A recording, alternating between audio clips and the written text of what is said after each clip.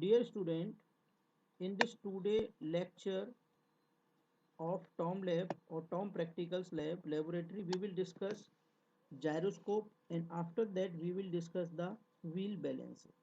ठीक है, gyroscope completely I have to explain you in the video lectures. Video lectures में आपको ये चीज़ एक्सप्लेन की जा चुकी है, ठीक है, और nothing new in this particular experiment.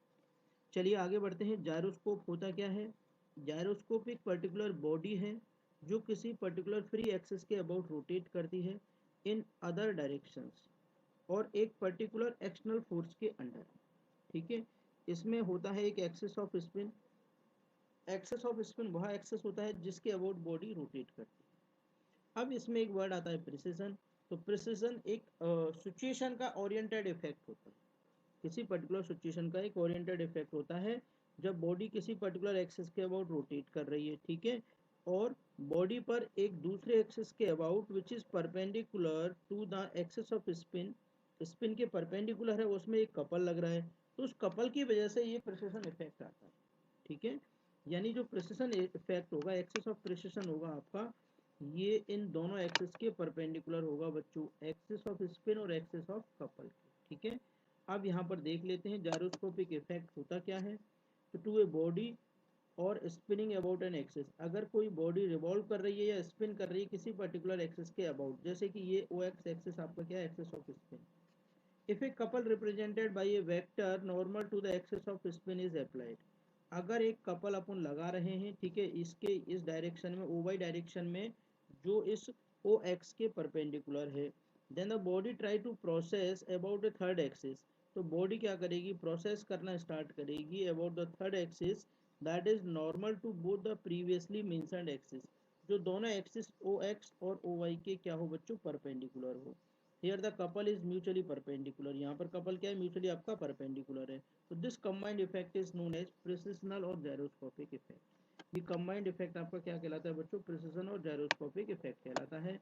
इसके अगर जो फॉर्मूला है वो अपन पढ़ सकते हैं. टी इज इक्वल टू क्या है बच्चों, आई ओमेगा ओमेगा पी. ठीक है, टी क्या है यहाँ पे, जायरोस्कोपिक कपल है. ओमेगा पी क्या है, वेलोसिटी ऑफ प्रिसिशन है. ओमेगा क्या है, स्पिन की वेलोसिटी है. और आई क्या है, movement of inertia of the rotor है. ठीक है, तो thus we have successfully study the torque relation for gyroscope. इतना सा आपका एक्सपेरिमेंट है. अब बच्चों नेक्स्ट एक्सपेरिमेंट पे अगर अपन जाते हैं to study the wheel balancing. Balancing आप ऑलरेडी पढ़ चुके हो. ठीक है, तो the balance of a tyred wheel is essentially required. अगर अपन कोई भी पर्टिकुलर फोर व्हीलर है तो उसकी बैलेंसिंग रिक्वायर्ड होती है, या यानी कि कोई भी पर्टिकुलर टायर्ड व्हील है तो उसकी क्या होती है बच्चों, बैलेंसिंग रिक्वायर्ड होती है. Otherwise it causes to affect steering and increase tyre wheel. बजाय इसके तो वो क्या करेगा, अफेक्ट करेगा स्टीयरिंग को और टायर वियर को इंक्रीज करेगा. The following factor affect the wheel and tyre assembly balance. तो कुछ फैक्टर्स हैं जो व्हील और टायर असेंबली को बच्चों अफेक्ट करते हैं. जैसे कि होता है पहला, lateral run out of the wheel. अगर आपका व्हील, जैसे मान लीजिए कोई पर्टिकुलर अलाइनमेंट है, जैसे मान के चलिए ये कोई पर्टिकुलर अलाइनमेंट है, इस पर्टिकुलर अलाइनमेंट से व्हील आपका आउट हो जाता है तो उसको बोलते हैं lateral run out of the wheel. ठीक है, दूसरा है बच्चों रेडियल रन आउट और run of the round of the wheel caused by the tyre rim, या टायर रिम या टायर की वजह से अगर जो आपका व्हील है वो रेडियली रन आउट हो जाए, बाहर निकल जाए. और नेक्स्ट है बच्चों uneven distribution of the weight around the axis of the rotation, यानी जिस एक्सिस के अबाउट व्हील आपका रोटेट कर रहा है और उसके जो चारों तरफ आपके जो वेट है उसका अनइक्वल डिस्ट्रीब्यूशन हो. तो therefore it is necessary to inspect the wheel centring. इसीलिए व्हील की जो सेंटरिंग है उसको इंस्पेक्ट करने की जरूरत पड़ती है before checking the wheel for balance, wheel को बैलेंसिंग के लिए चेक करने के लिए. तो lateral runout which is usually the result of a wrapped rim from bumps can be corrected, इसको करेक्ट कर सकते हैं. The must be remove to straighten the wheel rim, turn the wheel rim on its axis, ठीक है, and check the wheel inside flanges retaining the tyred bead and rim well for run out in excess of 1.5. ठीक है, अब आगे चलते हैं बच्चों. Balancing. The technical definition of balance is the uniform distribution of mass about an axis of rotation. where the center of gravity is the same location as the center of rotation। यानी कि technical अगर अपन definition बात करें balancing की, तो किसी particular axis के about अगर आपका इक्वल डिस्ट्रीब्यूशन ऑफ मास है, जिस एक्सिस के अबाउट बॉडी रोटेट करना चाह रही है, तो वो क्या कहलाएगा, परफेक्टली बैलेंस।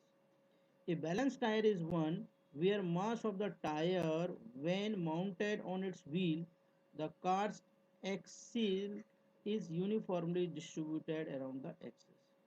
यानी कि एक कोई पर्टिकुलर बैलेंस टायर तब रहेगा जब अपन उसके व्हील पर उस टायर को माउंट करते हैं, तो जो कार का एक्सल है वो यूनिफॉर्मली डिस्ट्रीब्यूटेड रहे around the axis. And out of balance tyre and assembly, तो degrade ride quality and driver comfort. अगर मान लीजिए कोई भी आउट बैलेंस असेंबली है तो उससे ड्राइवर की जो क्वालिटी है उसको अफेक्ट करेगी। Shorten the life of the tyre, टायरों की जो, ठीक है, shorten the life of the tyre bearing shock absorber and other suspension component. ठीक है, ये सारी की सारी चीज़ें आपकी क्या हो जाएंगी बच्चों, कम हो जाएंगी। ठीक है, थोड़ा सा बैक चलते हैं। हाँ, अब देखो टाइप्स ऑफ बैलेंसिंग, बैलेंसिंग में आप पढ़ चुके हो बच्चों, स्टैटिक बैलेंसिंग होती है और बच्चों डायनेमिक बैलेंसिंग होती है। तो स्टैटिक बैलेंसिंग में vertical movement resulting from the heavy and light load in a tyre. ठीक है, डायनेमिक बैलेंसिंग में lateral movement resulting from the unequal weight on the both side of the tire and wheel rim assembly circumferential center line। ठीक है, run out balance excessive radial resulting from the tire and wheel rim non uniformity, improper bead seating और improper। ठीक है, अब इसके बाद इसका जो प्रोसीजर है वो एक बार देख लेते हैं। विजुअल इंस्पेक्ट कर सकते हैं टायर को, ठीक है ना, एंड द व्हीकल को फॉर अगर कोई इरेगुलर वियर हो रहा है या कोई पर्टिकुलर डैमेज हो रही है। सेकेंड है बच्चों चेक, व्हीकल सस्पेंशन सिस्टम को चेक करते हैं कि वो करेक्टली वर्क कर रहा है या नहीं कर रहा है। ठीक है, व्हीकल इज नॉट टिल्टेड, मतलब व्हीकल मुड़ तो नहीं गया है कहीं।